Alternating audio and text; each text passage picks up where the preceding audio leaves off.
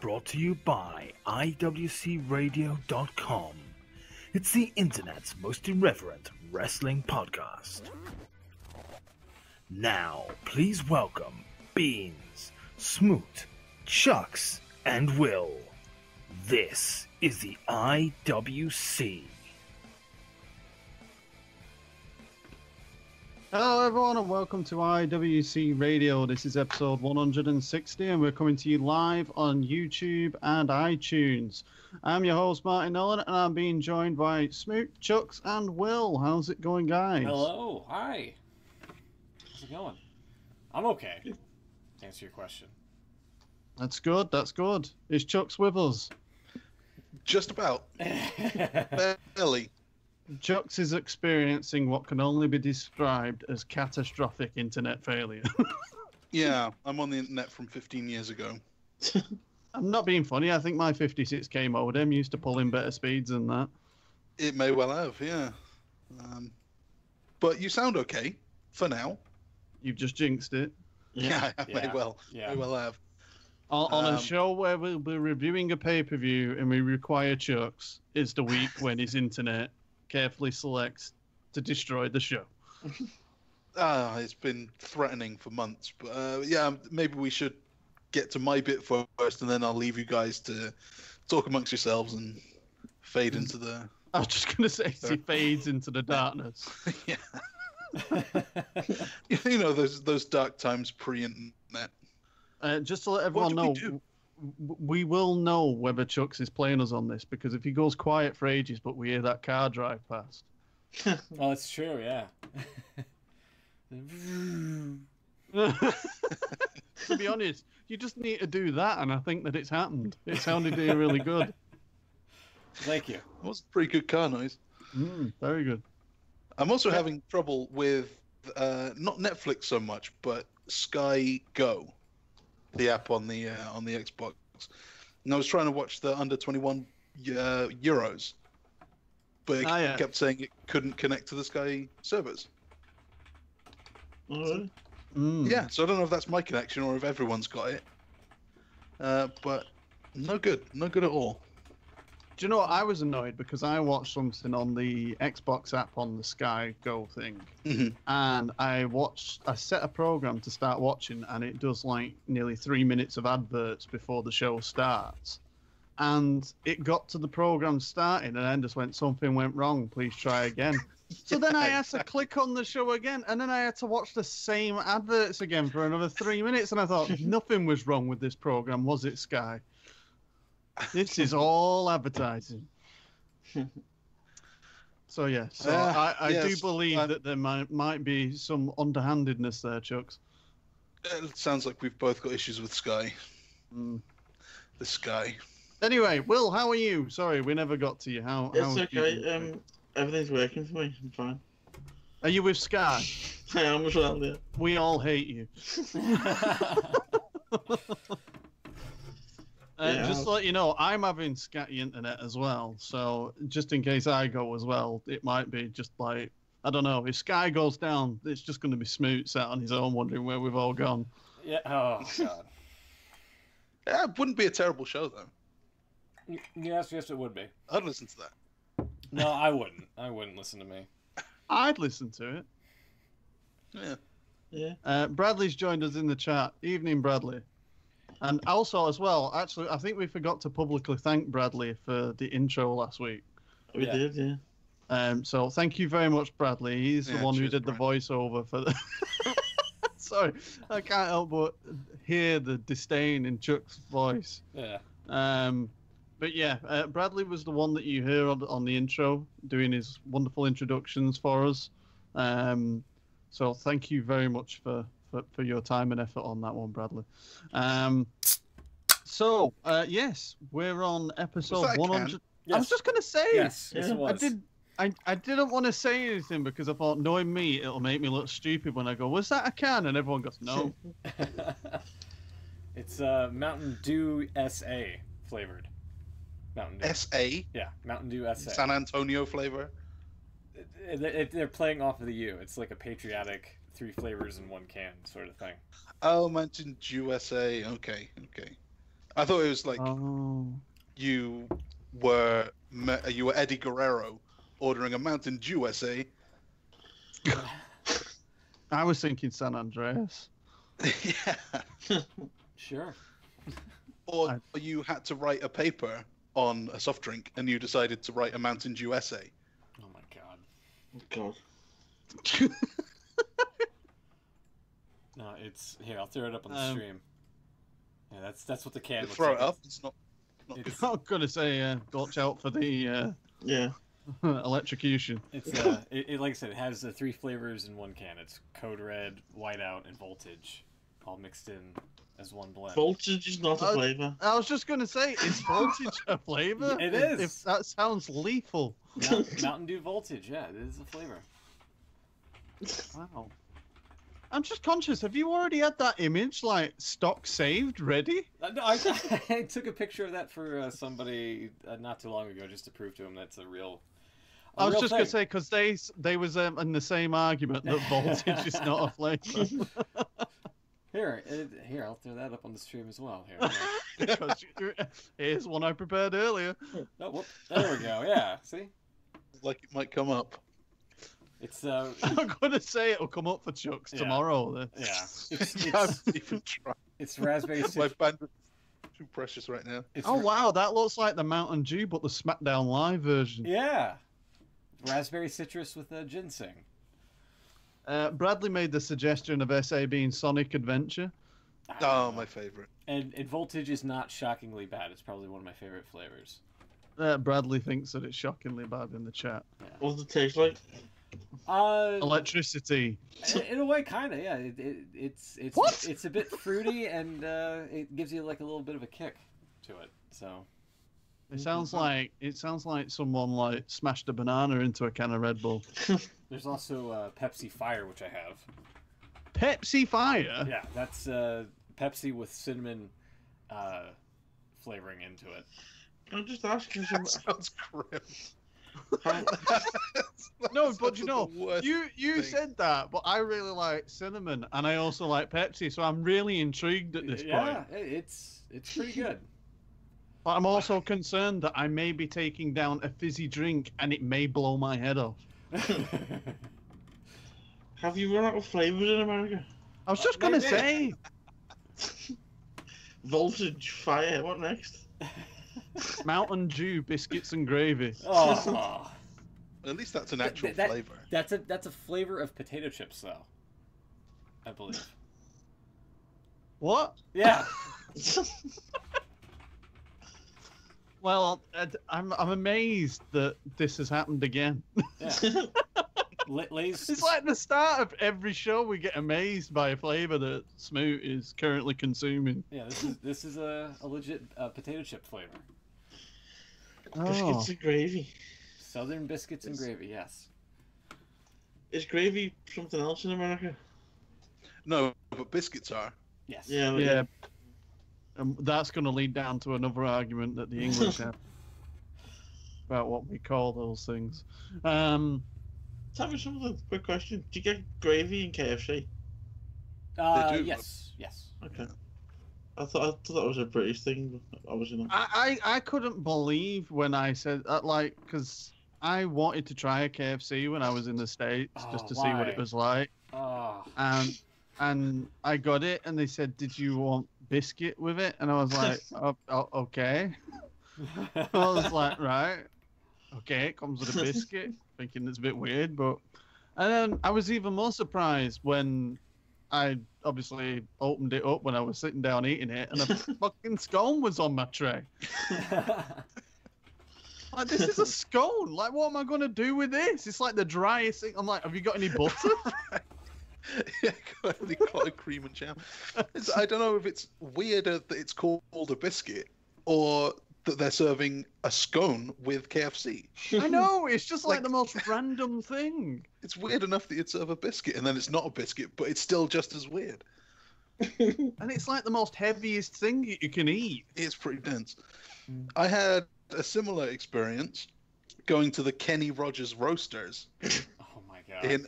I don't know, do you have that in the US? I think that used to be a thing. Yeah. 'Cause it's definitely in the Far East. I think it started in Malaysia and spread. But I figured, why not? I know Kenny Rogers. You gotta know when to know when to fold them. Exactly. I knew when to walk away. It was at the end of the meal.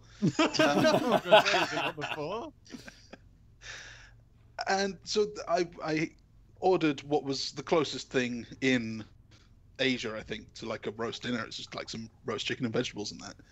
And it came with a really sweet, I guess it was cornbread. We don't do cornbread. But it tasted like a corn muffin or something. I don't know. It was really sweet anyway. And a chocolate brownie. Yeah, chocolate brownie. Nice. Chocolate brownie with a roast dinner? Sure. Okay. Well, I'll have that. Chocolate brownie with a roast dinner. Yeah. Where is it that you got this? This was in the Philippines. Wow. Am I the only one amazed that Kenny Rogers has his own fast food chain? I was amazed, and then I went there and I was like, yeah, you know what this is? This is a roast dinner chain owned by a country singer. I believe it.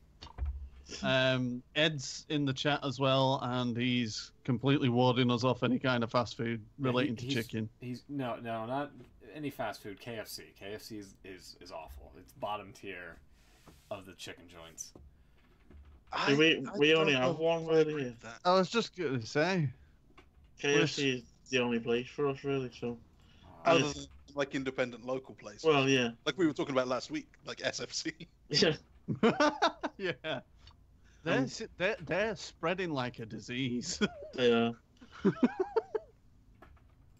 It might as well as write on it KFC Light.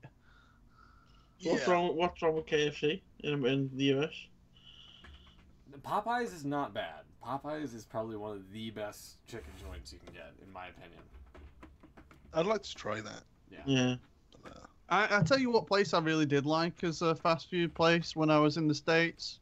Jack in the Box. I've never been to a Jack in the Box. Really like that one. It might have been that they gave me like a 2-liter cup that was a free refill, and I was like, "You really think I'm going to get through this?" What's the fish one? That always looks quite nice. Long John Silver's. Long John Is that the one? Silver's. Yeah. Yeah, that one's pretty good. I don't do fish. Their adverts used to pop up during TNA. I was like, yeah, if I like shrimp, I'd probably quite like that place. Mm. But the Popeyes, they called it like rippin' chicken or something. It was like Rippin' dippin' chicken, yes. rippin' dippin' chicken. It was like a chicken that was, it looked like a hand. It was all in fingers, and you're like, You were not selling this to me. well, that woman who talks all sassy, she was selling it to me. Oh God! So what's the problem with KFC? I don't get it. It's not good. Their 11 herbs and spices are overrated, and their mac and cheese is by far the worst I've ever had. Yeah, why would you order macaroni and cheese from KFC? Well, yeah, that's going to be an There's extra. your problem. Chucks, I'll leave you to read Bradley's comment in the chat, as I think it's I something that you'll can't. appreciate. I'm not there. Didn't have YouTube in '95. So he said that the thing with Popeyes is that it has too much olive oil. Yeah, I quite like that. Yeah. Thought you might like that one. I appreciate that. That took me way longer than it should have done. Ed is doing a very good job of switching gears straight into the world of wrestling by saying, does anyone think that Booker T was too loaded on Mountain Dew Kickstarter on the Money in the Bank kickoff show? He was loaded on something. Do you know what? I don't think I like. Can we just go around the horn and each give like? I think that's how we should review pay-per-views. We have a certain level, a certain scale that we would give it. Yeah, the Booker T scale. There you go. I'm glad we've all done one. You're looking jet. It's good.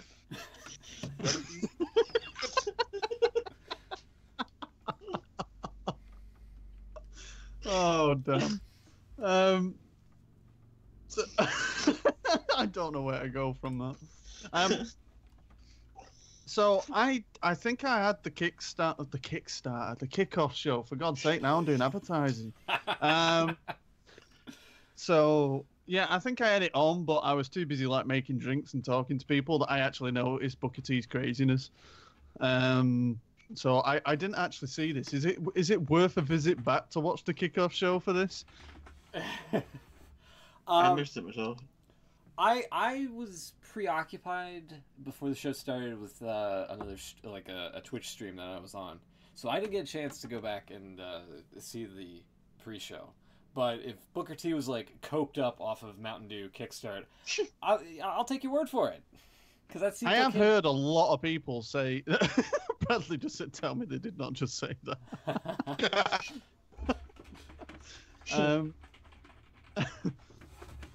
So yeah, I think I might have to go back and watch this out of respect.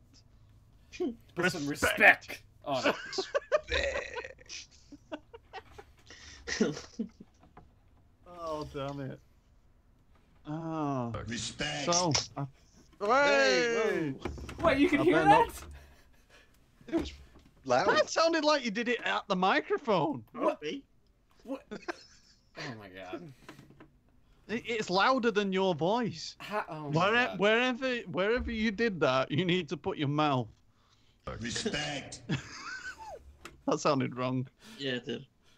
Yeah. I did that right by the mic, so that was right. I failed in the task because I was planning to get hold of a can of Apple Tango, Oh yeah. and I haven't got it. The only thing I've got is a bag of small Twix bites. Respect. That's not the same thing. No, it way really relevant is. at all. I it was the only thing that I could think of that might make a sound when I open it. That's the only thing that you Yeah, because I only had like a bottled drink that had already been opened. So it wasn't going to make a noise, and all I could do was pour it, and it's already poured, so what's the point? Respect. It might help with the paper rustling noise. Although that sounds a bit weird. Hold on. It's the weakest wrestler. Hold on. Respect. I don't know if you What? heard that. No. Okay, good. Okay. I thought I was going crazy. We're hanging on for something. I and know, it yeah, there was a tension there. Yeah. There still is an unresolved tension. Yeah, wouldn't you? Just do something. Like I'm all hyped up and I don't know No, what to do. Oh God. No, I was playing the respect soundbite, and I thought you guys could hear it, but I guess. Yeah, right, yeah. Yeah,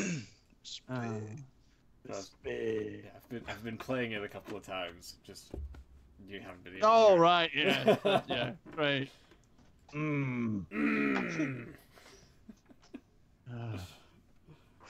So Right. I think that does it for this week. Yeah. See you next week, everyone. Yeah, that was a good. What was it, 10 I'm minutes? gonna go now and eat my Twix bites. Yeah, great 20-minute show. Yeah, where we talked Let's see about if this nothing. makes a, let's see if this makes a sound effect before we get into the pay-per-view. Okay. Did you hear that? Yeah, a little bit. Yeah. Sounds like That you was the just sound of like you just destroyed something that was made out of plastic. yeah. I so did. For the record, mine was a can of shandy. Oh, okay. Can of shandy. Shandy. Shandy. I can't. No. Sorry, I'm actually eating a Twix bite. God. Professional us, you know. When? Just as we hit record. Everything after that 2 seconds. Right. As soon as Bradley's voice finished, that was when it ended. Yeah. Now we're just irreverent. There we go. Yeah. Twixes aren't even good. Oh, Don't be dare you. rude. how dare you? Get out. We've all turned on jokes. How dare you? Yeah, I just don't get them. That's Have right, you don't ever mind. sat down and tried to understand them, though, Chuck? Yeah. Yeah, I have. But I just came to the conclusion long ago that they're not very good. For a chocolate bar, there's not enough chocolate, too much biscuit. For caramel, whatever, that's just not very nice caramel. And for a biscuit, it's just not enough of a biscuit. And this whole thing where they're trying to be all wacky because, the left and right, they're different things, but they're the same. Yeah, I get the joke. But there are other chocolate bars that are left and right as well. They're two sides of a bounty, two sides of a spy. Well, I don't think Spirers are made anymore, but they were great because you could use them as straws. Christ, Chucks, you killed them on the first sentence. They're already dead. Just stop. What Twixes? Yeah, crikey! It was like every aspect of them you destroyed. You got a tweet through from Twix, from left Twix, saying we're cancelling all orders. Twixes will be right Twix only. We're just giving up. We're tapping it out. You'll have to have 2 right Twixes. If the person that deals with Twix is listening to the show, they're sat there right now going, "Isn't our logo okay?" That's about the only thing you didn't destroy. Anyway, Ed's just said in the chat, do you remember when this show was about wrestling? No. No. I prefer this. That was another show. All right. A wrestling show will be on a new schedule. This is now the food and drink show.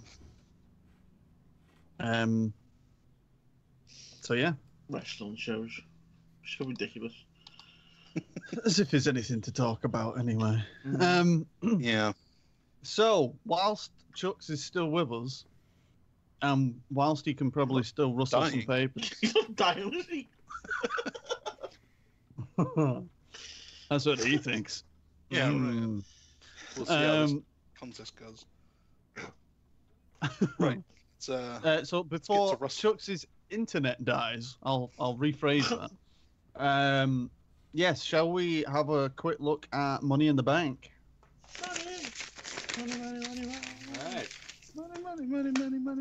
Money. Right, can I just ask did Will start that song and then Chucks finished it? Yes. Yeah. I thought, I weren't sure. I thought there's a different change here, but it sounds like this has been choreographed. Yeah, we performed that song.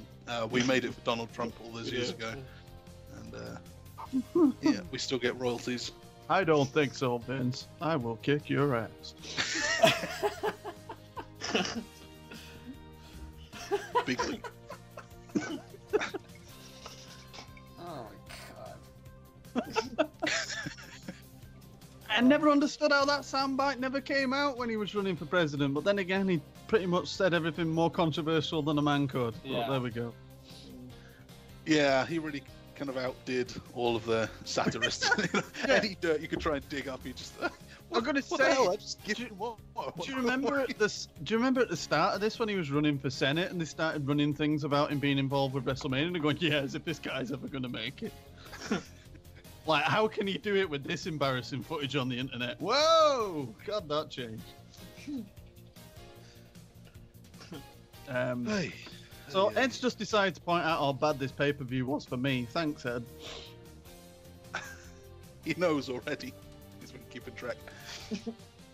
It was the first thing that I looked for. Let's kick off on the kickoff, if you're all ready. I mean, unless do you want to go deeper into politics? Sorry, you said something about the pre-show. I did. On the pre-show, the Hype Bros, the returning Zack Ryder and Mojo Rawley, the Choo Choo Playboy, defeated Los Colon.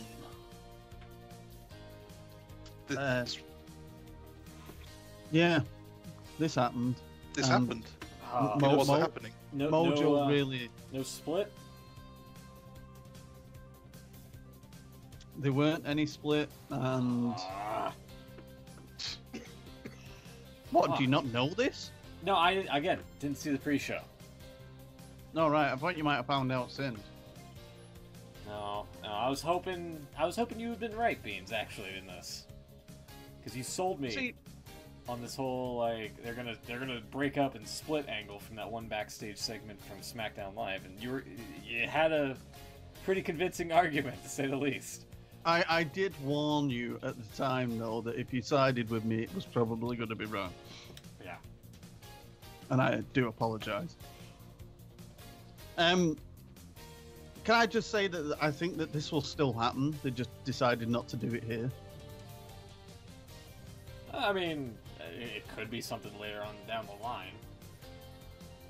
For sure. I think they could have a little run at the tag titles first. Like, why break them up before you've, done something? Ed in the chat just said, Smoot, didn't you tweet about the Hype Bros on SmackDown? Maybe. I probably did. But, like, the thing is, Beans had a fucking convincing argument. He did. Yeah, well, but SmackDown happened after the show, so they would have told you that they won at the pay-per-view. Did they? Well, that might have been where I found out or something. I just completely forgot. I was like, oh, Beans was wrong. Great. I lost a point. So Beans did great work here, convincing Smoot and Will to predict Primo and Epico winning. Look, can I just point out that all my predictions mean that WWE is wrong? I don't necessarily disagree. Yeah. So that basically handed me a point. Cheers, Beans. That was needed. Thanks. No, thank you. Pleasure's all mine. So the Hype Bros won. That's big. I'm that really got me excited for the rest of the show. It really what's the word? I got really amped up. Really Hyped? Yeah, you know what? That's a great word. I was hyped for the rest of the show. We then kicked off. Well, no, we already kicked off. We then continued kicking with the women's Money in the Bank ladder match. This is a 5-way with Carmella, Charlotte, Natalia, Tamina, Becky. Carmella won, and I think No, we didn't. That was the other one we all predicted the same. Me and Will, yay, points. Woo! Yay. Snoop thought Charlotte would win it. Beans thought Becky would win it. They went for the big names, but no, it was Carmella and James Ellsworth controversially climbing the ladder, throwing it down. Yeah, First time that's ever happened, making the officials look like idiots. Yeah. Right. This was obviously the big discussion point from the weekend, really. I mean, Yeah. how do we feel on this finish, guy? Terrible. I thought it was absolutely a rotten finish to have for a first of match that people are gonna sweep under the rug and not remember as history progresses, rather. Yeah, I understand that this was a platform for Carmella, and on SmackDown she delivered a fantastic promo, which, I think part of it came with a bit of truth to it as well. And I understand that people said that this also created a talking point and everything, but like you said, as time goes on, this is going to be so forgotten. And I think if you'd have done this at any other point, it wouldn't have been that bad. But the fact that they did it with, the first ever women's Money in the Bank match, it just fell off. And I think it's fine to do that, but it was, like you said, Chucks, about the officials, the way that they were sat at ringside all chin-wagging away to one another. And then it just ended, and it just felt... It's this logic thing again. It was kind of like you're thinking, well, the officials are all together talking, so it's obviously going to restart. Shane's going to come out and make sure the match restarts. And then it doesn't. So you're thinking, what? And then you're getting the thing about the tweets where they're all saying that this isn't acceptable, and then Daniel Bryan saying we'll have to address this on SmackDown. So you're thinking, well, now she has to cash in on the night because she's going to get it taken off her on SmackDown. So she's probably going to cash in later on. And then later on in the show, obviously she came out, and then she didn't cash in, and you're thinking, what are they doing? So it seemed really strange to me. I don't know. What did you think, Will? Yeah, I didn't actually see it, but I've seen what happened since. Yeah, I'm kind of agree with what you said there. Really, it didn't seem right. Although there is an argument that it was kind of used, probably wrongly, but it's being used to promote the rematch on SmackDown. Yeah. Because people will tune in to see what the aftermath is. See, now, I think they could have done the same thing where even if it was like James Ellsworth put Carmella on his shoulders and like climbed up the ladder and she just literally took the briefcase, that would have been Like different. Rhino? Yeah. Yeah. Yeah. Well, I mean, then there would still be a controversy because someone got involved that shouldn't have been there. But at least Carmella physically took the suitcase off the hook, and you could just say the one on that's the point, SmackDown is going to be a rematch. But are we not? There would be no reason to have the rematch because that would have been legal. Yeah. The whole point is that she didn't climb the ladder, but she still got the case. Yeah. Which, to me, the problem is that we've had teasers of this kind of thing happening before. Did Maurice go up for the Miz or something like that? We've had other seconds go up the ladder to tease that. Which surely at some point, as fans, we always think about the rule breaking, or rule bending ways around certain things. Like, what if everyone was eliminated before number 30 comes out in the Royal Rumble? Right. Would he win just by... Like, we think about that all the time. But you could maybe allow for that, lack of foresight if it hadn't already almost happened before. Because it has almost happened. Surely that puts in the minds of Vince or whoever. Maybe we should write in a little rule about that. So if someone's valet does decide to climb up the ladder and grab the case, someone who isn't in the match, what does that mean? Do they then become the money? Can they hand it to whoever they want, or does it get thrown out? What happens? Yeah, And the fact that no one's thought of that just makes me think the whole company is completely inept. Because JBL kept arguing that you can't fight for a rule that doesn't exist, or something like that. Yeah. And it's insane that rule doesn't exist. I just think... On the other hand, are we not... Sorry, No, go on, Will. Yeah. Are we not always quick to jump at WWE when they don't apply logic to things? That's true. Well, I don't think that they are applying logic here. Well, because if I was Carmella, I'd get Ellsworth involved. Right. Yeah, exactly. And like we did a couple of weeks ago for the Miz not having Maurice just slap him right at the start of the match, right? Yeah. Surely you could win it much easier than so yeah, you're right. He should have. And then this is the other problem. If they then say it stands, we're now allowing other parties to come and just grab then every Money in the Bank match after this one becomes a battle of who's got the most friends. Popularity contest. Any of the New Day are in one. They've got two backups, and like any one of the three can grab the case and just hand it to Kofi or whatever. Could we not just say? I mean, there's obviously got to be some kind of line that you draw on it, because I mean, if you think like a no disqualification or a street fight, it could be the same thing. Like, why doesn't everyone just get everyone to come down and get involved in it? The other thing... That's what I mean. Yeah, I understand that, and the thing that gets me about this is that I think it wouldn't have got anywhere near as much stress, like I can't even think of the word. Attention. It's because it was the first ever one of the women's match, and if it had happened on one in a few years' time with the women, it wouldn't have garnered anywhere near as much. People would have been probably disappointed with the ending, but I think the thing what got me is, and I might be in the minority here because it was the first match of the show, but it didn't feel like the match had gone on that long and that much had happened, so it just kind of felt like it was going to get restarted because I thought there was a lot more to come. And it didn't, and then it just ended, and the match itself kind of felt a little bit flat in that essence. But I don't know. I might be on my own in that one. Yeah, I see what you mean. Yeah.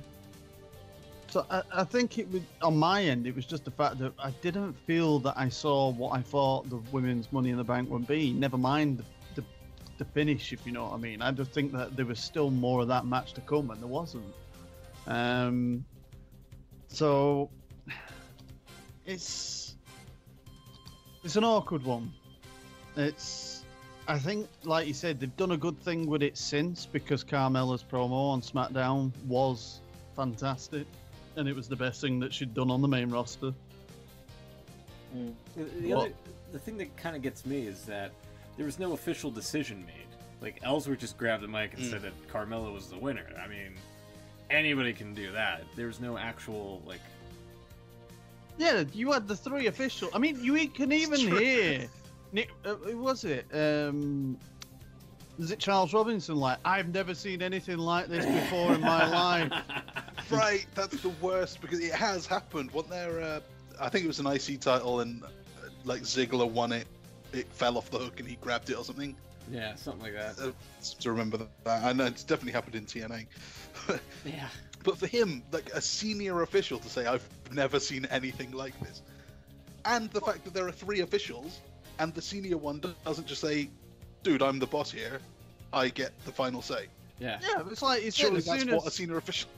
Yeah, as soon as Ellsworth shouts that the winner is Carmella, it's like all 3 officials just went, oh, okay. Yeah. Oh, right, oh, okay, yeah. It's true. Just like, what? So then I was watching it, and she's walking back celebrating. You're thinking, Shane's music's gonna hit here. No. It was just like, what? It was just like every stage of it just felt like there was a disappointment at every stage of it. It was just like, it all compounded to people just being more and more angry with the way it seemed to be booked. Yeah. And I don't think necessarily it would have been that bad if it was just executed a little bit differently. Maurice, I believe, tried to go for the Money in the Bank case one time, but got caught, so she didn't unhook it. Yeah, I thought it was Maurice. Yeah. I know it's definitely happened before where someone who wasn't in the match has gone up, and yeah, I thought it was Maurice. Anyway, good talk. I'm glad we were able to have this discussion. We're all still a little bit angry, I think. I feel a little bit better. But, you know, I think we'll be all right. You know, it's going to take a while, but I think we'll get there. Can I just say as well, does this just basically mean that Carmella's going to win this Money in the Bank on SmackDown properly? No. I swear to God, if Becky Lynch wins this match on SmackDown, I'm going to flip. And I'm going to demand a point off you all. I kind of feel like using the logic that we used for this prediction game, she still seems like the right option to win it. But then why bother? If you're not going to change it, especially if that start up a thing where she says she was wrong. Yeah, I'm wondering whether they might do something a bit dodgy with Becky in it. I mean, like she was saying, like she's seen so many people basically cheat and get ahead of her and things like that, and she's like, well, what's the motivation for me to do it that way? Like, you know. So it did make me think, you know, what if she does something in this Money in the Bank match, you know, and possibly turns heel in it? I don't know. It could be an option. I'm not going to be happy just from a points standpoint in this, but yeah. I don't know. I think it could do a lot of damage to Carmella if she doesn't win this on SmackDown. They keep teasing. The thing that's kind of concerning me is that they keep teasing, like, oh, if things don't improve here, I might as well just go to a different brand. So I'm wondering if they might be doing some sort of like trades here shortly. They've just done a shakeup. Yeah, but still, you have Cena, who's a free agent. You have Big Show that's making a tease to go to SmackDown. You have Becky Lynch just trying to make a tease to go into Raw. Ed's just come up with a possible booking solution for next week. They should put Ellsworth in a cage above the ring next to the briefcase. He swings the cage over, unhooks the case, and drops it to Carmella again. Which is Well, not I was at gonna this ask. point. I wouldn't be bothered with that because you've set a precedence and it could happen like funny. ongoing. We'll have It's just another like, one. 'cause it's funny. Yeah, right. It'll be about 4 Money in the Bank matches in a month. So I haven't seen SmackDown yet. I'm terrible with SmackDown. I'm always a week behind. Did they explain what would happen? Like, is there any reason why they couldn't just do the same thing again? Did they say well- that he's banned from ringside, or that Yeah, I think- the people from outside the match can't get the case? There was two aspects to it because on SmackDown it was drawn out all the way through the show what Daniel Bryan was actually going to do, and he Yeah. was like Right. speaking to each person individually. Carmella did this really strong promo at the start, like Yeah. saying why, like there's no way that you should be able to stop this, like But yeah, it ended with Daniel Bryan saying that they're going to have it again next week, and he snatched the briefcase off Carmella and ran out the ring, and then they all just brawled. So there wasn't any mention about Ellsworth and preventing it from happening again. However, on Talking Smack, apparently he actually said that James Ellsworth is banned from ringside. Yeah.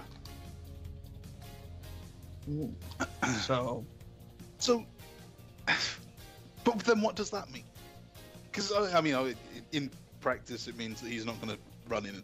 But if he were to run in and grab the case and throw it down to Carmella, Again. he would presumably be suspended or something. Yeah. Because he's banned from ringside, he can't do that. Right. But she would still have gotten the case. Yeah. He should Does just make take you the think. bullet. Just do it. Ed's also mentioned Tamina's face when Natalia was talking to Daniel Bryan backstage on SmackDown was priceless. Now, yeah, this was where basically Natalia came into the backstage area with Daniel Bryan in his office and was like sucking up to him really badly, and Tamina just had a face on. I'd have to watch it again to be honest, because I'm frustrated with Natalia and I kind of zone out a little bit, which isn't always the most fairest, I know, but I do get frustrated with the character. Because she was going on about, I mean, to be fair, when I think about it, from what I remember of it weren't actually that bad. She was saying things like how Daniel's doing with coping with sleepless nights, because of obviously being a father, and then like comparing it to a cat. That's awesome. That's great heat for parents. So yeah, so she was saying like she remembers when what's the name of her cat? Paws. Two Paws wouldn't sleep at night because the cat sleeps in the bed with them or something, and yeah, That's she just. great. Oh, sorry, it's me just put the picture on the stream. Yeah, Tamina looks like she's ready to kill her, basically. I'm thinking, why am I actually doing this? Daniel Bryan looks rather odd in that screen capture as well, but that's another thing. So yeah, that was pretty much the Money in the Bank situation. I hope that's brought closure to us all. It hasn't, but we're gonna have to just live with it for the next few days. So that takes us to the New Day. It is a new day. Oh yes, it is. It is. My favorite thing about the New Day, by the way, is during that little, "Don't You Dare Be Sour" speech, how everyone chants along until the line where they used to say, "You're world famous two-time champ," because now it's always different, and no one really knows what to say, but they know the rest of it, so they're like, "Don't you dare be sour, clap for your and feel the power." It's great seeing everyone just not know. It's like when you try and sing happy birthday but you don't know the person's name. Oh, yeah. That is well played, Chugs. That is spot on. You've nailed that. Yeah. Right. So New Day beat the Usos. This was bad. Yes. This See, is bad for now- all of them.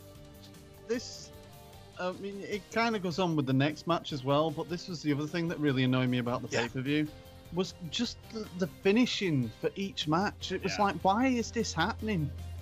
Like, you had a count out on this, you had the controversial Money in the Bank, then the next one was a distraction finish, like off a TV match.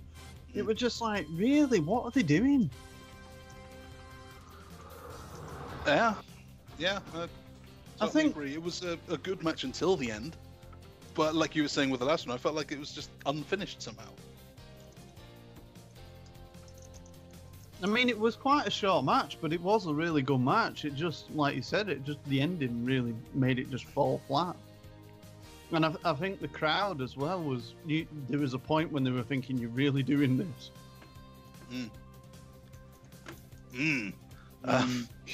So, we all predicted the Usos, and we were all right because we all thought that because we thought they would retain. But they did it. Occasionally they do this one every 3, 4, 5 months. They do this champion retains by count out or DQ or something, and it ruins my whole night. Never forgive me. I don't know if we got anything else to say about this one. That was kind of it. No, it was just a frustrating end, really. It was like I said, it felt at this point you felt that the pay-per-view was turned into a glorified SmackDown. Yeah. And that's kind of the problem with these branded pay-per-views, is that I just feel like an extension of like SmackDown Live or Monday Night Raw rather than an actual pay-per-view in itself. Yeah. I mean, the dual branded ones just seem like a Raw with a token SmackDown match. Yeah. It's a bit frustrating on my end because there's been plenty of shows that have gone, like we've gone into them like Raw pay-per-views, and I've not really been that bothered about them. And when I've watched them, I've been pleasantly surprised. But this one was actually one where I was really interested how it was going to play out. And then I was just getting more frustrated watching it. Yeah. So, on that note, New Day and the Usos, I'm guessing we're going to see that again very soon. Naomi beat Lana by submission, as you say, when there was a distraction. They weren't even trying to pretend that Lana was an actual challenger. This was always going to be the biggest upset that we've ever seen. She was, has she actually wrestled before? She had the match at WrestleMania, but it was that one that Brie Bella, the last match on the kickoff for WrestleMania 32. And she had about like a huge tag or something. Yeah, there was about a 10 diva. Shouldn't say that. 10 women. I think they were back then. I think they were still divas back then. Oh yeah, it was part of the women. Yeah, because they crowned the women's championship that night. So yeah, it was just. I think she probably got about 90 seconds ring time and all that. So it's just Yeah. So that was 7.5 minutes of nothing. And me and Will. Hang on, just wait. What? Yeah. Sorry, Ed just said in the chat what was up with Lana's yelling during the match. Did she yell? Yeah, I think she did a few screams here and there. I was more bothered with the spot calling, to be honest, but that's by the by. So, Smoot and Beans, you thought Lana would win the women's championship? Well, remember, this is where I screwed myself over, because I did have my big plan of Becky winning and cashing in. Yeah, you really went out on a limb on that. And I've decided now that rather than picking my logical sense of booking that would make an entertaining and fair show, I am now, from now on, because I'm that far behind, I'm going to book the most boring fucking pay-per-views in my life for predictions now. I'm going to go with WWE logic. Yeah, remember that, and it'll serve you very well. Boring pay-per-views. There you go. Right. So, then, well, Jinder Mahal. Maharaja. The modern day Maharaja. He beat Randy Orton with the same finish that he beat him with last time out, like 2 weeks ago, whatever it was. Orton threw the Singh brothers around on the outside, rolled in the ring, got caught with the Callas, and... Callas? Is Yeah, it that's called what the it's called, Colossus? No, it's called the Calas. Is it? Yeah. I'm sure the commentators shout the Colossus. No, it's the Calas. Why do you keep saying it with the accent? because it's spelt like that. Ed just said it's the Coloss. It's not the Coloss, like with an O. We're creating a debate here. Callus IWC. means end, apparently. It It means end or finish. Okay. I'm quickly checking his information. If I'm not going to do any well on this pay-per-view, I'm trying to find his move. Oh, Does anyone else have anything oh to for say? God's sake, he's right. For God's sake. So, I'm yeah, glad we can he's now got a... put a Calas to that one. Yeah. So, it's just bloody American commentators saying everything differently again. Yeah. Yeah. Great. I'll put that in the same bracket with the Pele kick. Oh, the only move that Don West knew the name of.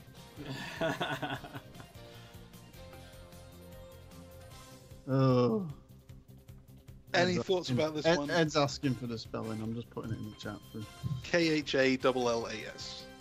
Yeah. Being rather callous about it. Mean Mark Callis about that. So this was an identical basic match than what it was at the last pay-per-view. Exactly the same finish.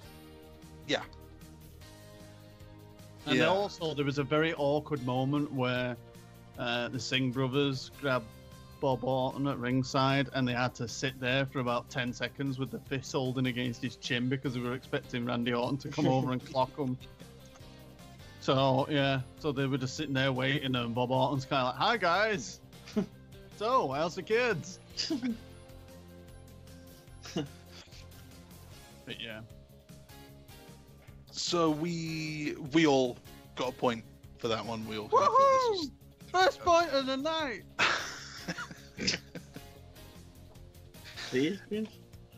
Yeah. 4 matches in, yeah. That was a slow start for it. 5. This is the 5th match. Oh, God. So yeah, right. Fucking hell. So I'm guessing Randy Orton can't talk his way into another rematch, right? Because he lost it. He lost the rematch. Now we need someone else. Rusev. Oh no, he's getting another match. Rusev. Is he? Yeah, he had a sit-down thing on SmackDown saying Yeah. that now it's personal and maybe he'll go to India and start RKOing all of his family. Well, I mean, he has done that before. Yeah, that was like me. He started saying, when you start like threatening my dad, I snapped, and you don't do that, and you crossed the line and all that. And then I remember looking on Twitter and they showed him punting John Cena's dad's head Yeah, right. He's done that. He at kicked ringside, Dusty in Rhodes. exactly the same bloody chair his own dad was sat in. He kicked Dusty Rhodes' head. I'm pretty sure. What he did was it part? Yeah, no, it was. That was. He was a bloody that was Cody's legend debut. killer. He killed everyone that was an old retired wrestler, for God's sake. And he went through all of Triple H's family, all of the McMahons. Yeah, he broke into. Oh no, it's Triple H that broke into Randy Orton's house, wasn't it? Yeah, but same deal. So Yeah, I of all people to say that you don't do that to family. Okay, so another Randy Orton match. Is it going to be Punjabi Prison? probably. At this point, I hope it is. Because why not? I've got no reason why not. I'd love it. That's Look what at Rick. problem people have. Sorry, Smoot's just trying to find Sergeant Slaughter creeping over a corner like some dodgy pervert. If you could get another screen grab of Ric Flair, he had that face of "Don't you dare" for about 15 seconds, where he wasn't going to do a thing. Yeah. He also had that look on his face when Mahal was going for the figure 4, and like JBL said something, or Tom Phillips said something like, "Oh, he's looking over at Orton's dad. Yeah, yeah. And then there was Ric Flair there. Oh yeah, and there's the Nature Boy. Ed brought up a good point. So when Randy Orton RKO's Daddy Mahal, Mama Mahal, and great second aunt Bertha Mahal, am I supposed to still cheer him? And the Great Khali's sister, right? Yeah. Oh yeah. Yeah, maybe that's like the next pay-per-view. He'll kill the Singh brothers, and it finally looks like he's going to beat him, and then the Great Khali will come out. The original Singh brothers, Great Khali and Ranjit Singh.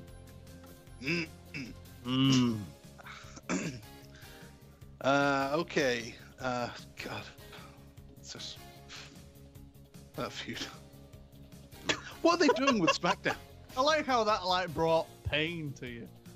It kind of did, because when this brand split, when they did it all again, not even a year ago, SmackDown was so far and away the better show, and now it's I don't even know. Just looking at this card, it makes me sad.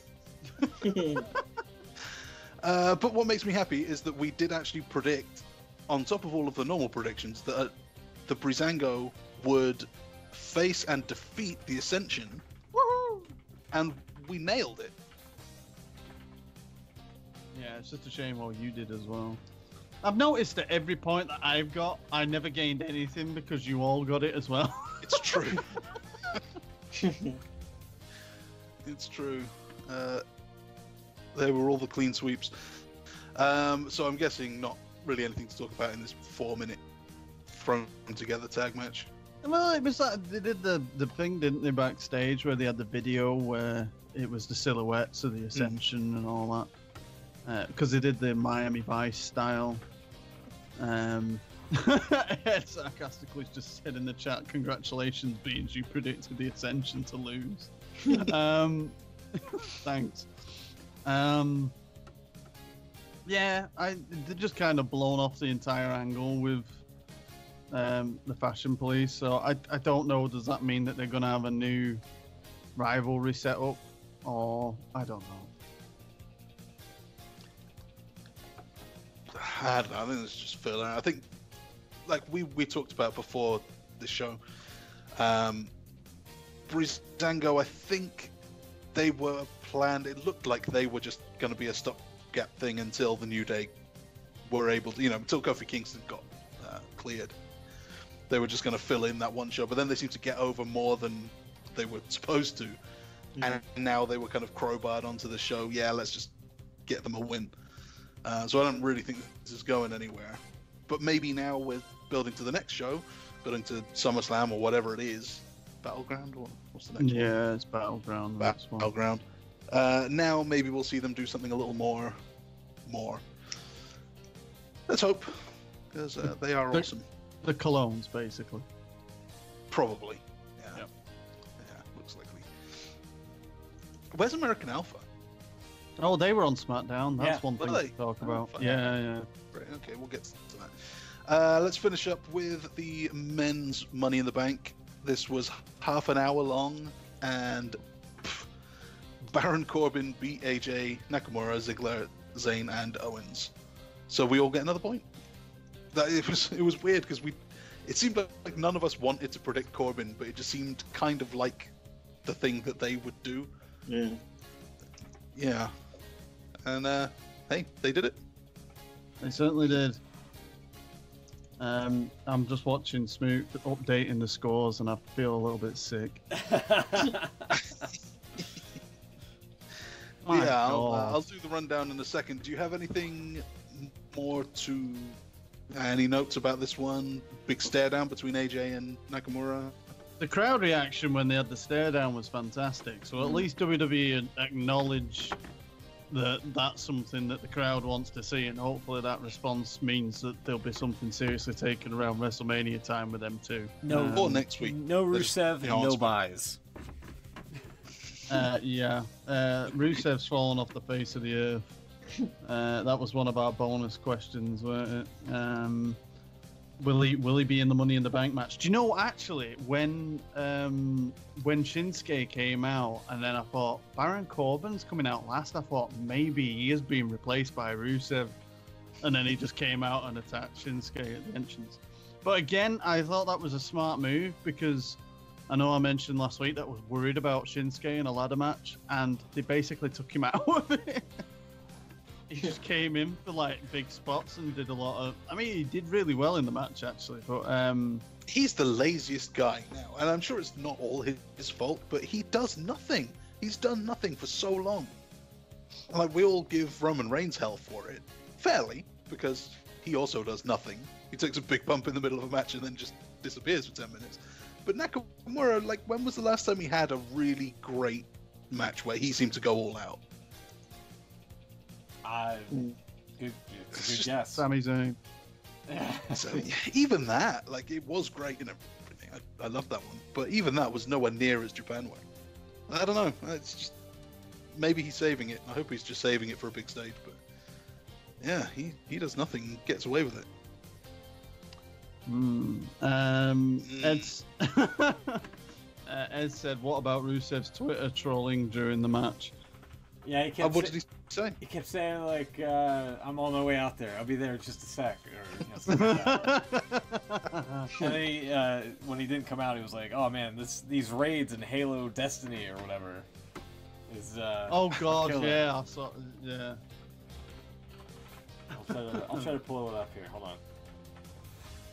But it was classic teasing, for sure. He's a great man, really is. So, at the end of this one, Bean Smoot, you had bad days. Yeah. In fact, you predicted all except for the Divas the same thing, top to bottom. So you got the same 3 out of 7. Will, 5 out of 7, pretty good. I got 6 out of 7, just saying. And it was the Usos that screwed me with that count out. So It was WWE that screwed me. Vince fucking McMahon, that's who screwed me. Yeah. So you really are lagging behind here. 13 out of 30 overall. I'm continuing my fantastic form from last season.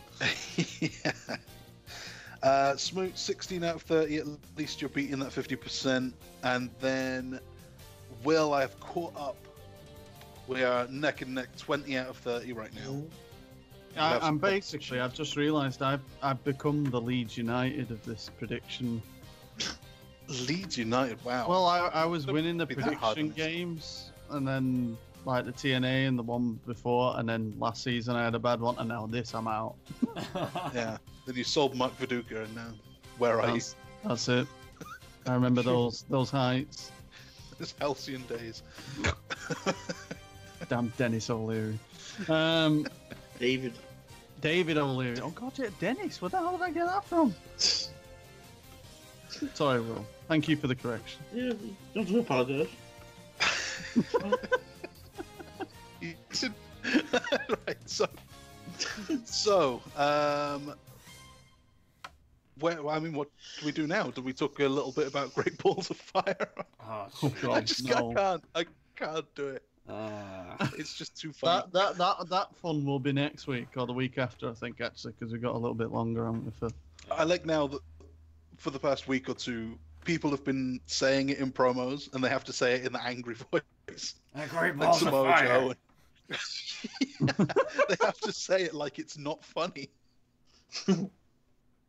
So that's a highlight of Raw. Yeah. So what did happen on Raw? We had the wonderful explanation of Enzo and Calves. Yeah, that was the main event. Yeah. So basically, we found out that it was Cass all along. He shouted, "It was me, Austin." Oh, it was me all along. He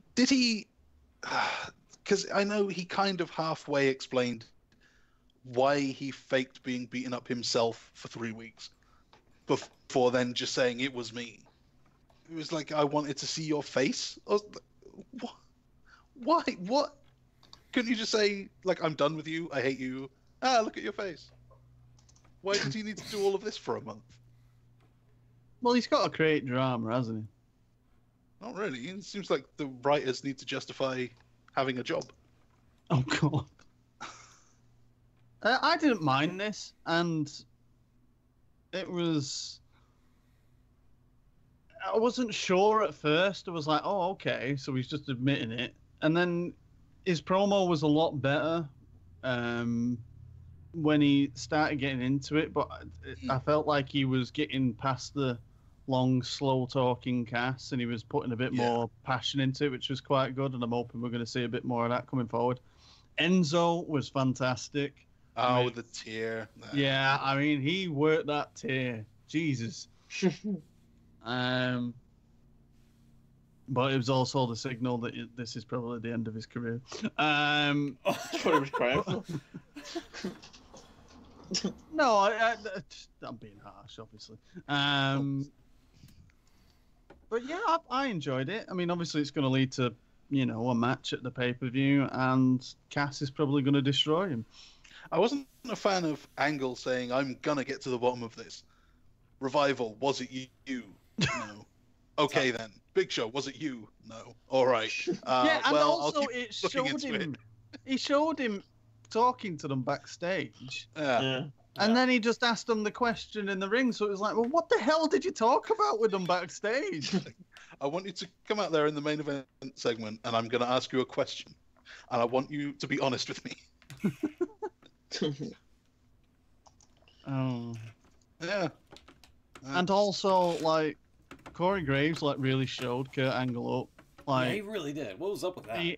He checked with the medical staff, and also he managed to find security footage. Like, wouldn't that have been one of the first things that anyone would have done? He also showed up Breezango. He did better police work than they ever did. Oh, that's blasphemy. You can't say that. But you did. Corey Graves was great in it, though. And I'm wondering whether they're starting to make more use of him now in storyline. Obviously, I'd imagine this is going to carry on with the Kurt Angle thing. And also, what the hell was the comment about Father's Day? What about? Oh yeah, yeah, that was kind of was it? mysterious. He said something about, I know you didn't have like a good Father's Day or something. I know Like that. Kurt looked like he was going to rip his head off. Yeah, he was about to like angle slam him in that office. So I felt like the whole thing with Corey was more kind of over scripting of, trying to throw in some funny lines, and it reminded me of, Smoot will remember, the Samoa Joe D'Angelo De Niro feud in TNA. Oh God. Where Joe said, "I called the orphanage. There were no puppies." Oh my God, I think I do remember that. Yeah. Oh my God. It was just too much, and it sounded ridiculous. Ed said in the chat, can Enzo and Cass's match stretch to SummerSlam? He said that Cass could attack Enzo at Battleground before their scheduled match, and it results in some kind of street fight at SummerSlam. He only suggests it because Cass may be without a match at SummerSlam if he just beats Enzo at Battleground. Oh, Great Balls of Fire. Great Balls of Fire, yeah. So It's going to be I think hard they'll to have a stretch it out.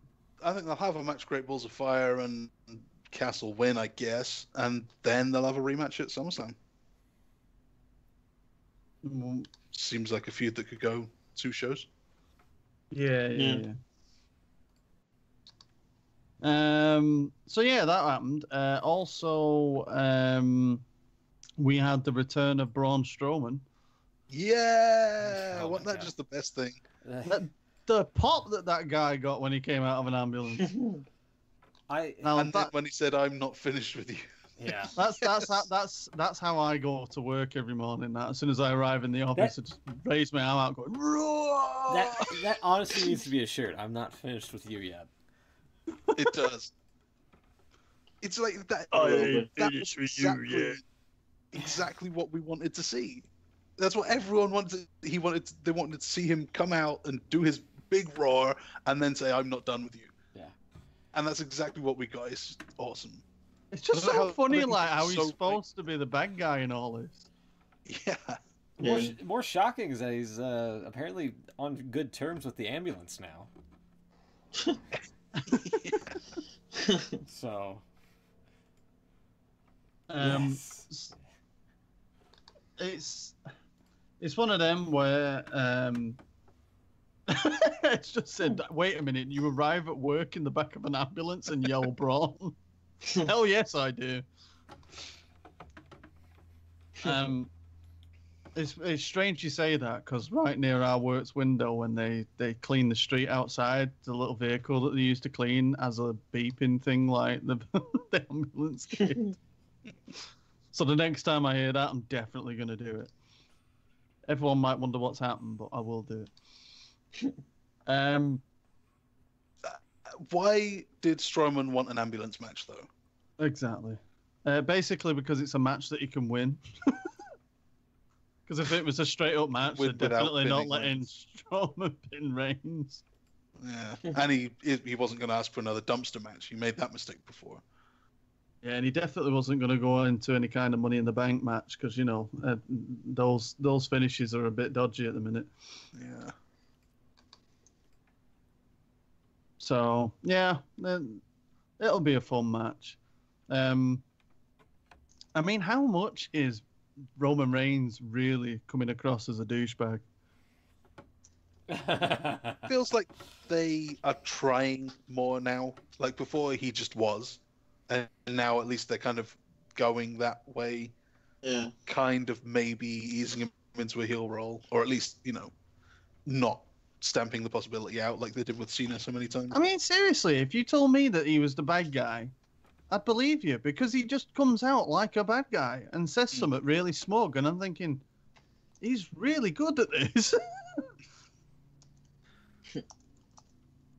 Ed's put the point in, why did Roman lose in a fatal five-way and then come out and just name himself number one contender on any Raw? Yeah, that is the question. With the reason that he retired The Undertaker. Because I'm not being funny. Roman could use that. I mean, that might be his gimmick. He just, like, I don't know, goes to catering and there's a last bit of potatoes available and he demands it because he retired The Undertaker. Yeah, I'm sure there's a joke there. Potatoes and Roman Reigns matches. And... It'd be Enzo that'll probably say something at the end going, hey, you tater tots, and then he'll get murdered.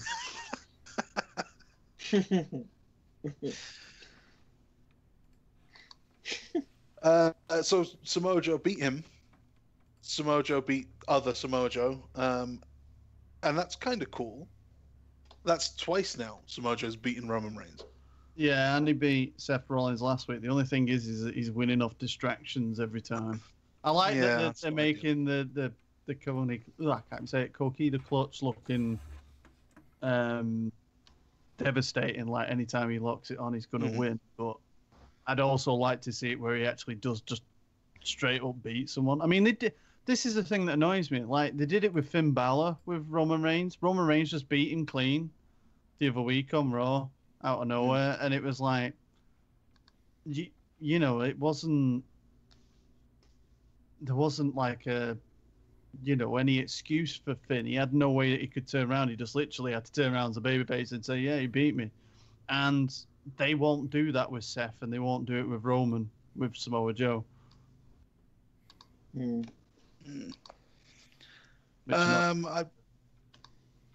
clutch as a finish is cool and everything, but I feel like they're doing that thing that they did with Styles, where Samoa Joe's got a better move. The Muscle Buster looks great. Yeah. And that's been his finish forever. He can do it. It's fine.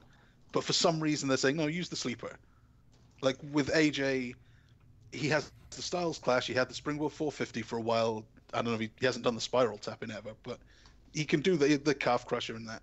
He's used those as finishes for years and years and years, but they said, no, the springboard forearm, that's a finish. It never looked quite right. Never big enough. And now I feel like they're making that mistake again. It almost feels like they're going with the safer moves as a finish. Yeah. Yeah. Which But to at a least deg- with AJ, he's kind of gone back a little bit. He managed to kind of go back towards the Styles Clash. I don't know, Samoa Joe might ease that into his moveset, bigger matches, and then I guess we'll see. I mean, I suppose you're going to get into a scenario where he'll probably do the Muscle Buster on Brock in the match, and it might Yeah. make everyone think that he's going to win, and obviously he'll kick out. But, yeah, I mean, it's that situation where you've got this match, and it looks like it, it's a dream match, and it should meet the potential. You can't see the reason why it won't be an exciting match. Unless Vince McMahon just goes, "Oh yeah, we're gonna squash him." Yeah, if Lesnar just does that Lesnar match and throws him around a bit, and that's just it. It could That happen. would be so disappointing. What else have we got? American Alpha coming back? What So did I miss? basically, yeah, SmackDown. Basically, we had Kevin Owens come out, and he said that he was doing the Kevin Owens Face of America US Title Open Challenge, and AJ Styles came out, and he said that it was available for anyone from where was it, Smoot? Where were they? You're talking about the Can't location? remember. Yeah, It was like in was it Ohio or something? yeah, Ohio, I believe. And It was at basically, Dayton, Ohio. Yeah, Dayton, Ohio. the yeah. Nutter Center Yeah. Nutter So, at Wright State University, which is in Dayton, Ohio. Yeah. So he basically said anyone from Dayton, Ohio is eligible to come and do this open challenge. AJ Styles comes out, and then like Kevin Owens is like, "Are you stupid?" I said anyone from Dayton, Ohio. And then the American Alpha music plays, and Chad Gable comes out, and Jordan comes out with him briefly, and then taps him on the back and gives him a thumbs up and goes to the back. And Chad Gable comes out, and Kevin Owens says the same thing. He says, "You're not from Dayton, Ohio." And he's like, "Yes, I am." And he's like, "Well, when did you, what's your address?" And he basically said the address of the arena that they're at. And then for some reason it started, and he had a match, and unfortunately he lost. So he did have a few moves in it though, where he kept doing suplexes on Kevin Owens, which were pretty fantastic, really. It was German suplexes, and it just basically displaying his strength. But Kevin Owens was great, and getting height for him and everything made everything look feasible. Ed's just said, "How great would it be if Chad Gable just moved into every city that SmackDown was at, so he could challenge every week?" Which I do wonder. I do wonder whether Jordan's going to do the same thing next week, wherever they are next week. Maybe. Didn't Matt Stryker do that with the Kurt Angle gold medal challenge? He did. Yeah. There was something like that. I don't know. Did he say that he moved into the thing? Possibly. I remember Angle saying that he recognized him anyway. Yeah. So, you're that teacher. Yeah, right. The Wright State University Twitter acknowledged the whole Chad Gable moving in situation, which was kind of hilarious. Why? What did they say? They say, "We hear we have a new residential student," and they gave out the address to the university itself. Oh, so he gave the address of a university. Yeah. Because myself included was like, should he be giving out like addresses like that on TV? And sure enough, it was the university. So. Also, we forgot to mention something from the pay-per-view. Oh, did we? Yes. The debut of Mike Bennett and Maria Kanellis. Oh, yeah. Oh, yeah. They showed up and then disappeared. Yeah, that was a victory for love.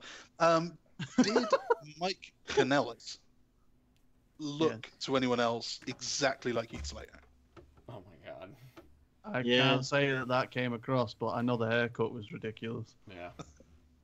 Next time you see him, think Heath Slater, and they'd be like, "Oh my god!" And then I hope he doesn't really have. doing I hope he it. doesn't have the moves of Heath Slater. and then think of JBL saying he took her last name. Yeah. That sounded like a Vince line. I can't believe this guy took her last name. Yeah. Let's bury him. Yeah. So yeah, he's obviously undergoing the name Mike Kanellis now in WWE.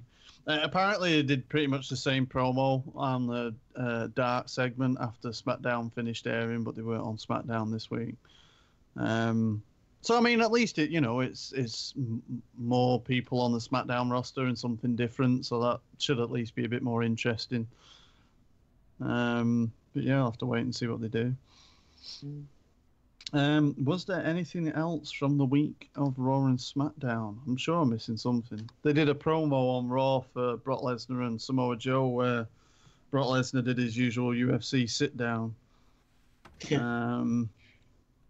But again, it kind of felt like we've seen this before a little bit.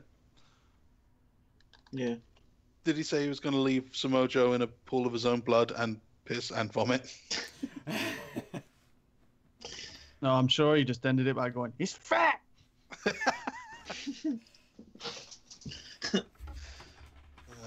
We need more Scott Steiner. Ed's just said in the chat as well that Goldust and R-Truth will finally meet face-to-face next week, Yeah. Oh yeah. which was teased in their promos. Yeah, and recite some more movie quotes. Threats are part of wrestling, you know. Goldust is great in those things. I'm looking forward to seeing what they do. 1 sec. He's fat.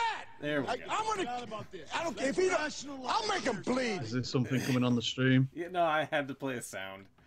Oh. Oh, right. This isn't fair, by the way. I know. Yeah, I it's- don't know what sound you played. Yeah.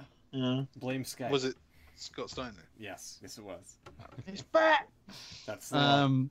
Yeah, it had to be. So, oh, I've forgotten what we're going to say. It was something else from Raw. Oh, that's really annoying me. What else happened on Raw? God. I'm sure it was something from Raw. Talked about Enzo and Cass, Angle. Seth Rollins on the video game cover. Oh, jeez, yeah. What do we think of the actual trailer for the game? With him smashing all of the relics. Yeah, I Makes think. him Yeah. look like an asshole. Yeah, I thought it was like a point-and-click adventure to try to figure out who the arsonist was for a WWE game. Might be better. Definitely Kane. It's always Kane. Yeah. I just thought it's I a wasn't bit too weird. sure. I didn't like the knocking Android head off. That's what I mean. It just was a bit- it was a bit of a Yeah. like you were looking at it and you're thinking there's perfectly good championship belts here that are getting whacked by a baseball bat. And I can take all that, but I just thought the knocking his head off was a bit, don't know, bit yeah, distasteful. he went up. Well, you're and not put allowed his- to do headshots anymore. Well, exactly. It's been like 10 years now. Come on, Seth. Don't you think the head came off rather easily? I think it was supposed to because it wasn't the actual fucking statue. What? Just like a chocolate statue. Yeah. Yeah. So Ed also in the chat just said I'm supposed to cheer for a man committing vandalism, arson, assault, and murder. Yeah, Yeah, 'cause because he- he's having fun in there. Yeah, because God. he beat up the security guy and then he set fire to the building while he was still in it. So yeah, definitely. Yeah. He's in the Worked same for Randy bracket. Orton. Yeah, he's in the same bracket as Randy Orton. Arson brothers.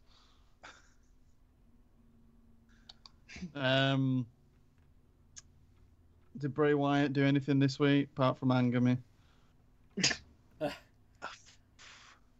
No, I don't think he was on the. No, he was. Well, he interrupted Seth, didn't he? Yeah. Again.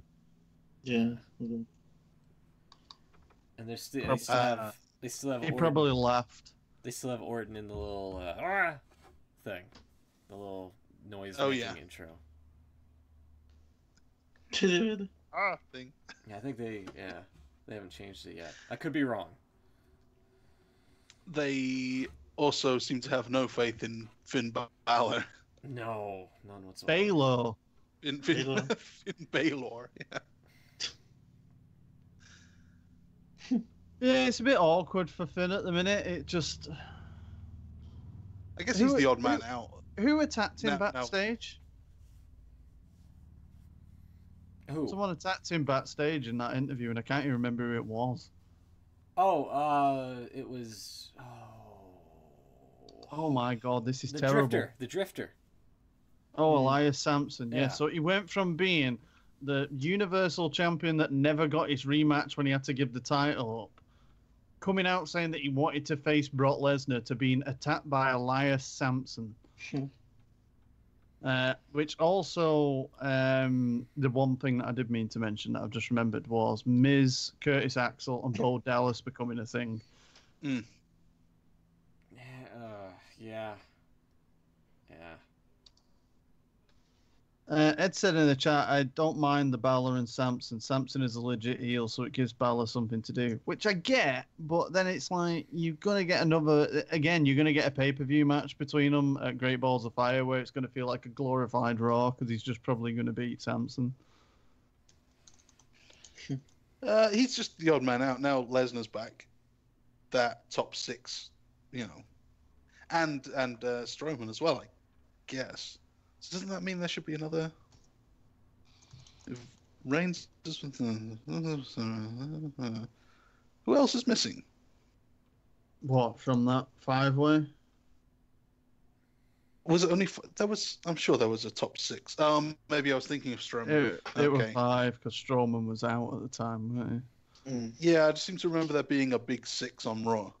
I think it must have been Strowman, who wasn't out for as long as I thought. So now Lesnar's back. That means there's one guy kind of, left out, and it's Finn Balor, who now has to beat up the Drifter. Sucks to be him. So, I think that pretty much covers it. I don't know if there's... Oh, we had the wonderful return of Bayley on SmackDown as well, who decided to do her Austin 316 moment and cleaned house. What, on SmackDown, or do you mean Raw? On Raw, sorry. Yeah. She had a moment when she ran out, and it was like, oh, she's just gone back to being Bayley. Yeah. Just Bayley. Yeah. Speaking of just Bayley, that line when Roman Reigns said, they call him Samoa Joe, whatever. To me, he'll always be just Joe. It's like, no, that was another guy. Yeah. That wasn't him.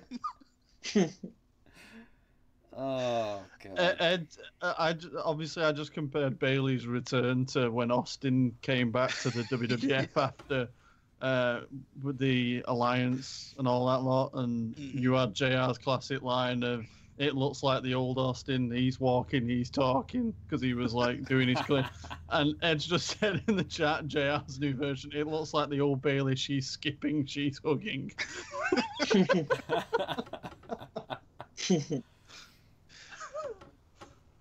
skipping, she's hugging. My God. That's the PG version, I guess. Yeah, PG. definitely. Isn't Roman Reigns' real name Joe? Yep. Yeah, he is.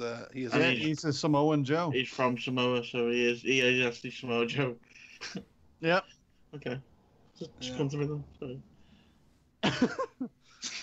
Sorry. So I think that pretty much covers it. I don't think Raw and SmackDown were bad this week, actually. They were both quite... SmackDown's entire show revolved around the Money in the Bank thing. They really kind of drew it out, which was quite good. And obviously Raw had the Strowman return and the big Cass reveal. So it felt like a fairly big week in wrestling with regards to TV. What do we expect moving forward? Who knows what? 2.6 rating at some point, Jeez. probably. Jeez. Did it not go up this week? It did, apparently. I think a little bit. Yeah.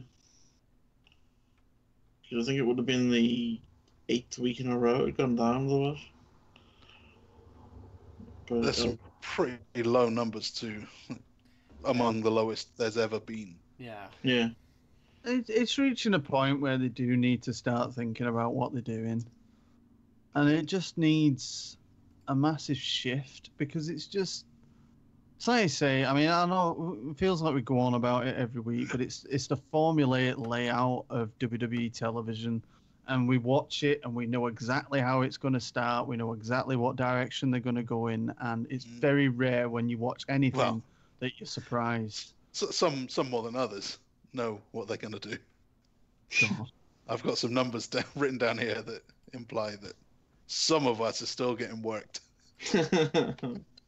Fuck you. Mauro Ranallo. I think that was the other story we wanted to mention. Yeah, that's a cool one of the story. news. Mauro Ranallo was saying on Twitter that he had an announcement to make and it kind of got delayed a few days because he kept saying it was going to be Wednesday, and I think it ended up being Friday when it came out. But he's announced that he's actually re-signed a multi-year deal with WWE as their new NXT announcer. So he did the tapings for NXT with Percy Watson and Nigel McGuinness, and more power to him. So happy to see him back involved. It was a shame to see him disappear from WWE TV. He's back involved, and I think an NXT environment is perfect for him because he will get to hopefully just be more Ronaldo on commentary rather than storytelling WWE version. Yeah. And it honestly makes you wonder how much JBL was a part of his departure. Now that he's coming back, you know.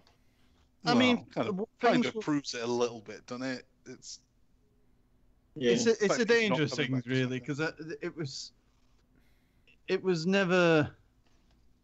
very carefully worded, weren't it? Everything that was responded around that, so it doesn't alleviate people's concerns, does it? No. But it's probably a good move all round, really. He's going to be great on NXT. Nigel McGuinness is going to be great there. Shame about Percy Watson, but hey, you can't have it all. And it is about time Tom Phillips was pushed up to the main show, and now he can be shoved down our throats, so to speak, on the main. Face fucking, yeah.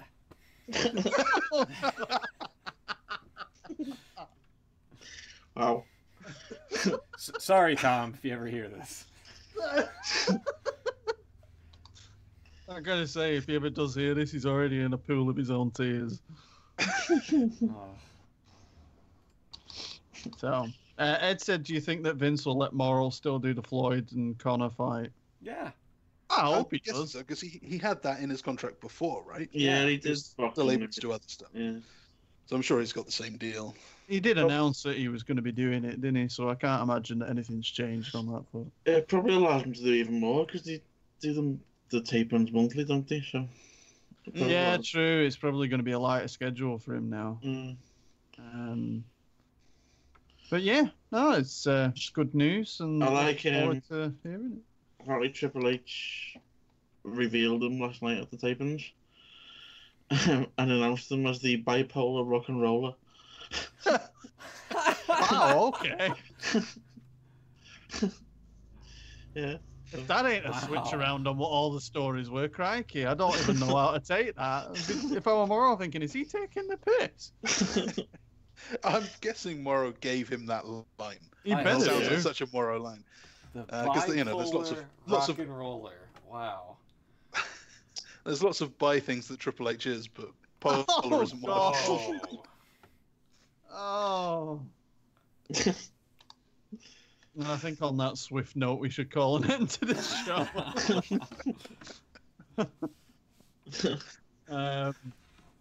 So I think Will just sent a link, actually. So Yeah, it's YouTube, or is it actually the video of his return? It's a fan captured video, but yeah, you can hear Triple H say that. Okay, I'll just paste that link in the chat for people to see if they want to click on it. So yeah, I think that pretty much covers it, guys. Is there anything else we want to talk about? No, I'm good. think we're good. I'm guessing TNA's still in business. Well, yeah, they still are. Apparently, the most recent bit Okay. of news is Bobby Lashley invited Donald Trump to be at Slammiversary. So, Fuck's sake. Might yeah, have other things to do that day. yeah. Yeah. Oh, speaking of invites, back to Triple H again. Triple H was actually on Sky Sports News this week. He was over in the UK for something. And it's kind of jokingly, but he was kind of being serious as well. He's invited Floyd Mayweather and Conor McGregor to come to Raw. Yeah, Oh, yeah. man. because they're having that fight in August that Mara's Yeah. gonna call. So, Yeah, you never know. With Morrow involved again, you never know. Doubt it, like. You know, nothing says that WWE isn't exactly where it wants to be when their big thing is about making a deal about something that someone else is doing. yeah. If anyone, Well, the big stars, and they love having their name attached to anything. yeah. And is Triple H going to walk Mayweather to the ring again? I was gonna say, are they not good friends anyway outside of, WWE and boxing? Because didn't he train him for the Big Show match as well? Well, I say match. Yeah, he taught him how to put like brass nuts on and how to land when he got thrown into like a sea of people. If anyone can see that video it'll be on YouTube somewhere of the Triple H interview. It's funny just for the last 5 seconds where the interviewer clearly has no idea who he is and ends the interview by saying, "Thank you very much, Triple." As in, His first name. Wow. Mr. H. Mr. H. So does that mean that when he was a child he'd be called Master Triple?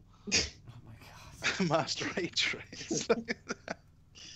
There was a similar story. I think it was at the fight. Now, it must have been John Pollock said it on one of his shows that Samoa Joe was taken around the Fight Network and someone like had his name on a paper. And said, "This way, Samoa." Oh, for God's sake. Oh, bless him. Ed also mentioned the quick thing in the chat there.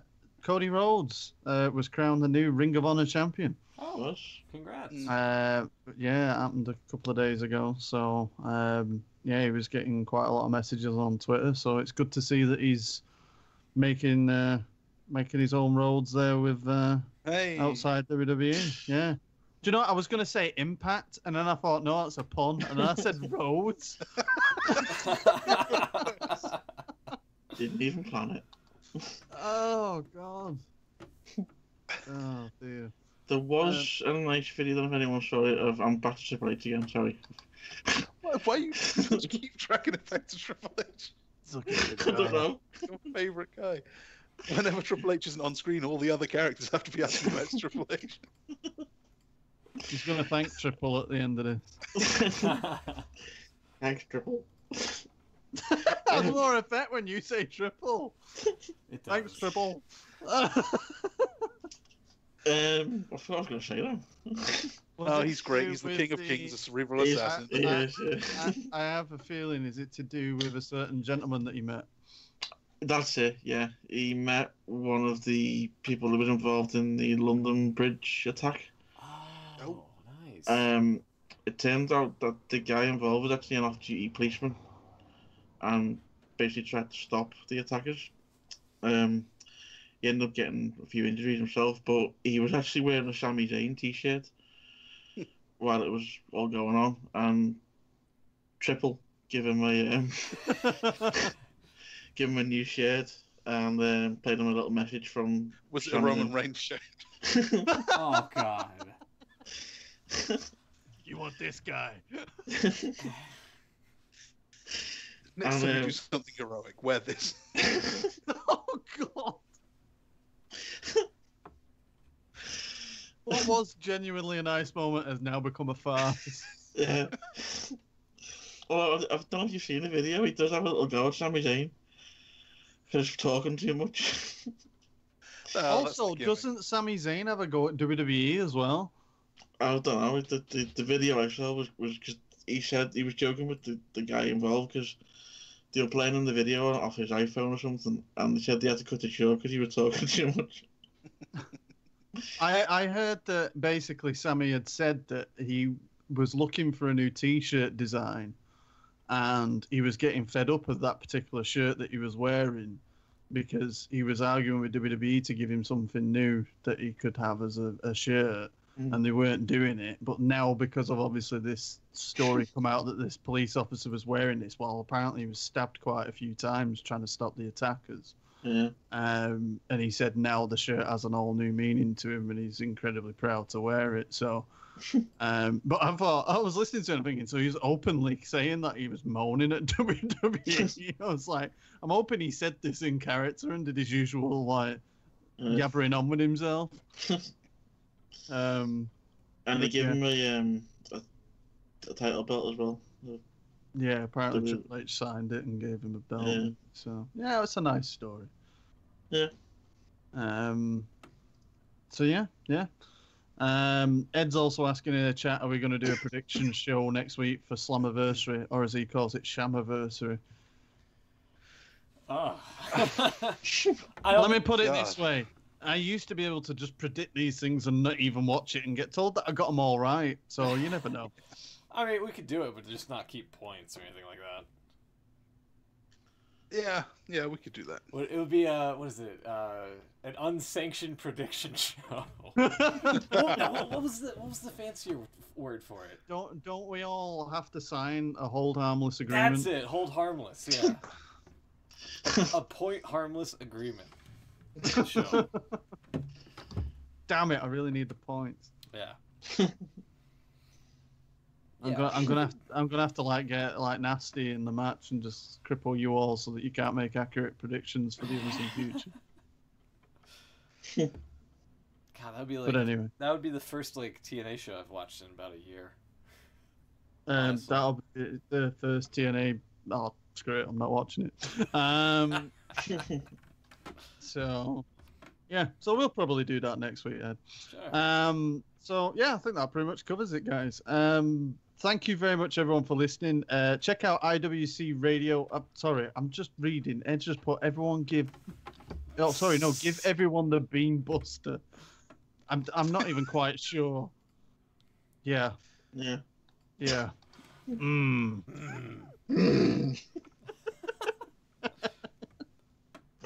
Anyway, I'm going to leave that to everyone's imagination because I'm not quite sure what it means, but it scares me. Go to the website iwcradio.com. You can catch all the shows there. Check us out on YouTube. Obviously, subscribe to the channel. Give us a thumbs up if you can. Give us a nice review on iTunes if you would feel so nice to do so. You can follow the show on Twitter at the IWC Radio. And if you want to send us questions for the show, use the hashtag IWC Radio. Thanks for listening, everyone, and we'll be back next week. See you then. Bye.